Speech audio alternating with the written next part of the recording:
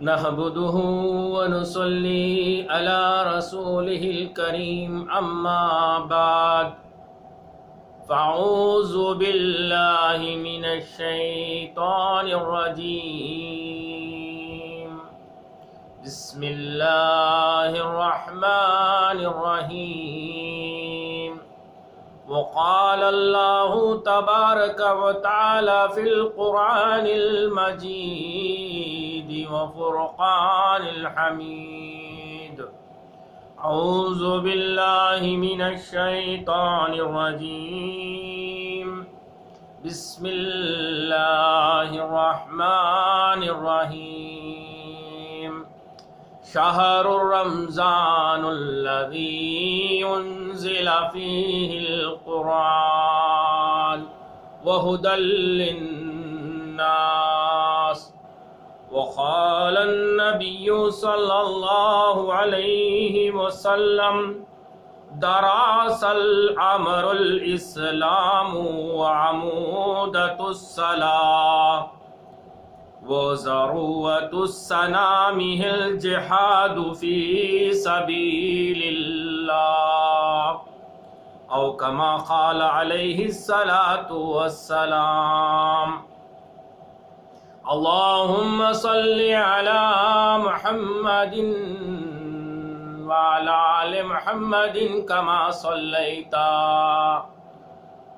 في أول كلامنا اللهم صل على محمد وعلى آل محمد كما صليت في أوسط كلامنا اللهم صل على محمد وعلى آل محمد كما صليت في آخر كلامنا میرے محترم بزرگوں، عزیز نوجوانوں اور ملت اسلامیہ کے علم برداروں، السلام علیکم ورحمۃ اللہ وبرکاتہ۔ بہت ہی بڑا احسان و کرم ہوا اللہ جل جلالہ و امن والہ کا۔ اس نے ہم تمام کو آدم انسان بنا کر اس دنیا کے اندر پیدا فرمایا، اور لاکھوں کروڑوں درود و سلام میرے تاجدار مدینہ احمد مصطفیٰ محمد الرسول اللہ صلی اللہ علیہ وسلم پر کہ جن کے صدقے طفیل میں ہمیں ان کی امتی میں ہونے کا شرف حاصل ہوتے ہوئے ایمان جیسی دولت سے ہم سب کو سرفراز فرمایا۔ میرے محترم بزرگوں، عزیز نوجوان ساتھیوں، اللہ تبارک و تعالیٰ نے پھر سے ہمیں 1441 ہجری کا رمضان المبارک ہمارے سامنے پیش کیا ہے، اور ہمیں اس کی سعادت سے نوازا جا رہا ہے۔ اس موقع پر میں تمام ملت اسلامیہ کی خدمت میں اس رمضان المبارک کی آمد پر اور اس کی مبارکباد آپ تمام کی خدمت میں پیش کرنا چاہتا ہوں، قبول فرمائیں۔ اور اللہ تبارک و تعالیٰ سے دعا ہے کہ اللہ تعالیٰ ہم سب کو اس مبارک مہینے کی تمام فضیلت و برکات سے فیض یاب ہونے کی ہم سب کو توفیق عطا فرمائیں۔ میرے محترم بزرگوں، عزیز دوستو، میں نے جس آیت کریمہ کا تلاوت کرنے کا شرف حاصل کیا ہے، اللہ تبارک و تعالیٰ نے ارشاد فرماتا ہے کہ یہ وہ مہینہ ہے جس میں ہم نے قرآن پاک کو نازل فرمایا، جو تمام انسانیت کے لیے ہدایت کا ذریعہ ہے۔ ہدی للناس کہا گیا، نہ کہ ہدی للمسلمین کیا کہا گیا۔ یہ ساری انسانیت کے لیے سراپا ہدایت ہے۔ اور میں نے جس احادیث کا تلاوت کرنے کا شرف حاصل کیا گیا، اللہ کے رسول صلی اللہ علیہ وسلم نے فرمایا اس دین کی اصل چیز اسلام ہے، اور اس کا ستون نماز ہے، اور اس کا اعلیٰ ترین مرتبہ مقام جہاد فی سبیل اللہ ہے۔ اللہ تبارک و تعالی ہم سب کو ان آیت کریمہ اور اس احادیث کو سمجھنے کی توفیق عطا فرمائے۔ محترم بزرگ عزیز دوستو، بہت دنوں کے بعد میں آپ حضرات کے سامنے حاضر ہونے کا شرف حاصل کیا ہوں۔ بس چند لمحات اس مہینے کی فضیلت کے تعلق سے گوش و گوار کرتے ہوئے اور حالت حاضرہ پر چند نکتہ چینی اور اس کے عموم جو آپ حضرات بظاہر جانتے ہیں، اس کے تعلق سے آپ حضرات کے سامنے بات کو رکھنے کے بعد میں اپنی راہ لیتا ہوں۔ اللہ تعالیٰ مجھے بھی توفیق عطا فرمائے اور آپ حضرات کو بھی اس پر سن کر عمل کرنے کی توفیق عطا فرمائے۔ میرے محترم بزرگوں عزیز دوستو، رمضان المبارک کے مہینے کے تعلق سے بہت سارے احادیث ارشاد فرمائے ہیں۔ میں چند احادیث آپ حضرات کے سامنے رکھتے ہوئے آگے کی راہ لوں گا۔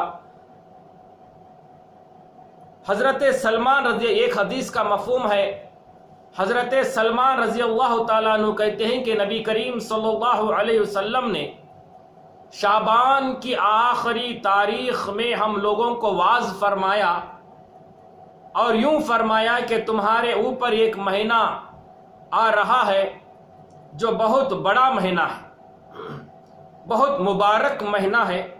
اس میں ایک رات ہے شب قدر جو 1000 مہینوں سے بڑھ کر ہے۔ اللہ تعالیٰ اس کے روزے کو فرض فرمایا اور اس کے رات کے قیام یعنی تراویح کو ثواب کی چیز بنایا ہے۔ جو شخص اس مہینے میں کسی نیکی کے ساتھ اللہ کا قرب حاصل کرے، ایسا ہے جیسا کہ غیر رمضان میں فرض ادا کیا، اور جو شخص اس مہینے میں کسی فرض کو ادا کرے وہ ایسا ہے جیسا کہ غیر رمضان میں 70 فرض ادا کرے۔ اللہ اکبر۔ یہ مہینہ صبر کا ہے اور صبر کا بدلہ جنت ہے، اور یہ مہینہ لوگوں کے ساتھ غمخواری کرنے کا ہے۔ اس مہینے میں مومن کا رزق بڑھا دیا جاتا ہے۔ جو شخص کسی روزے دار کو روزہ افطار کرائے، اس کے لیے گناہوں کے معافی ہونے اور آگ سے خلاصی کا سبب ہوگا۔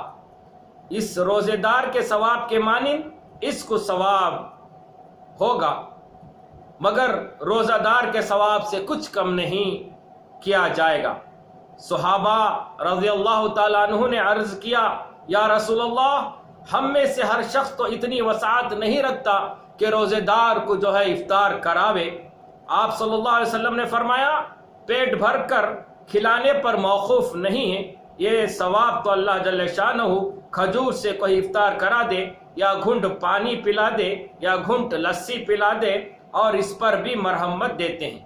یہ ایسا مہینہ ہے، اس کا اول حصے کی رحمت ہے، دوسرا حصہ مغفرت کا ہے اور آخری حصہ آگ سے خلاصی کا ہے۔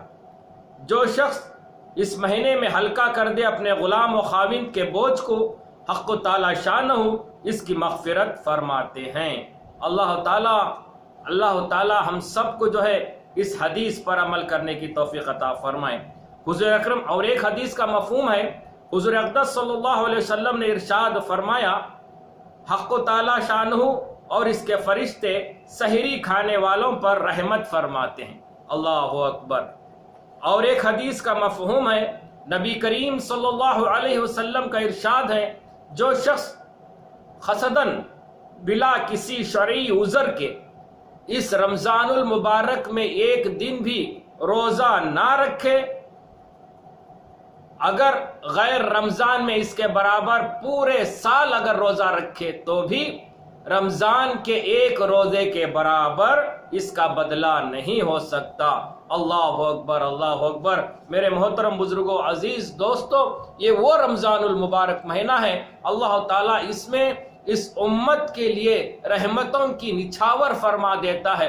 محترم بزرگوں دوستو، یہ مہینہ اس سال ہمیں اس ماحول میں ملا ہوا ہے، اللہ اکبر اللہ اکبر، کہ جب ساری دنیا ایک ایسی وبا کی طرف پھیلی ہوئی ہے جسے کووڈ-19 سے یاد کیا جا رہا ہے۔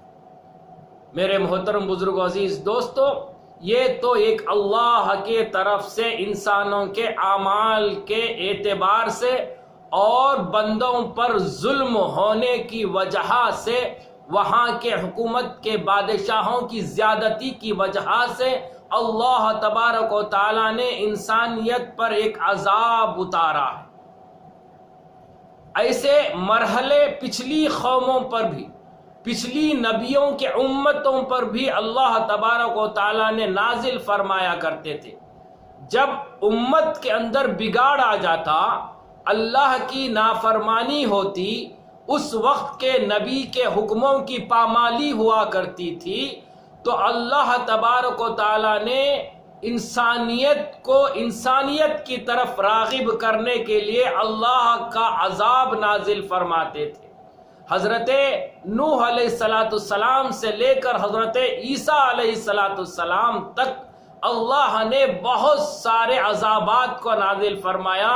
میں اس وقت وہ گنوانا نہیں چاہتا، مختصر انداز میں کسی قوم کی طرف اللہ نے سیلاب کا نازل فرمایا، سیلاب کے ذریعے سے عذاب کو نازل فرمایا، کسی قوم کے اوپر جوؤں کی ایک عذاب نازل فرمایا، کسی قوم کے اوپر آگ کی بارش کی شکل میں عذاب کو نازل فرمایا، کسی کی قوم کے اندر میڈنگوں کا عذاب نازل فرمایا، کسی کی قوم کے اندر اللہ تبارک و تعالیٰ نے خون کا عذاب نازل فرمایا، کسی قوم کے اوپر جب وہ پانی پیتے تو خون بن جاتا، یہ عذاب نازل فرمایا۔ جب اس کو دیکھ کر نبی اللہ سے دعا کرتے اور امت کو کہتے کہ توبہ و استغفار کر لو اور ایک اللہ کی طرف آ جاؤ اور میری حکم کی مان کر زندگی گزارو، جب امت توبہ کر لیتی، استغفار کر لیتی، اللہ تبارک و تعالیٰ اس عذاب کو ٹال دیتے۔ آج بھی یہ عذاب اللہ نے نازل فرمایا ہے، یہ انسانیت کے اعمال کی وجہ سے اور حکومتوں کی ظلم و زیادتی رعایا کے اوپر ہونے کی وجہ سے یہ عذاب ہم پر آیا ہے۔ یہ اللہ تبارک و تعالیٰ کسی خاص قوم پر نازل نہیں فرمایا، کسی خاص مذہب پر نازل نہیں فرمایا، کسی خاص فرد پر نازل فرمایا، پوری انسانیت پر یہ اللہ تبارک و تعالیٰ نے یہ عذاب نازل فرمایا ہے۔ لیکن افسوس، صد افسوس کہ آج ایک ملک جسے ہندوستان کہا جاتا ہے، جہاں پر آج فرقہ پرست بادشاہوں کی حکومت رہتی ہے، جنہوں نے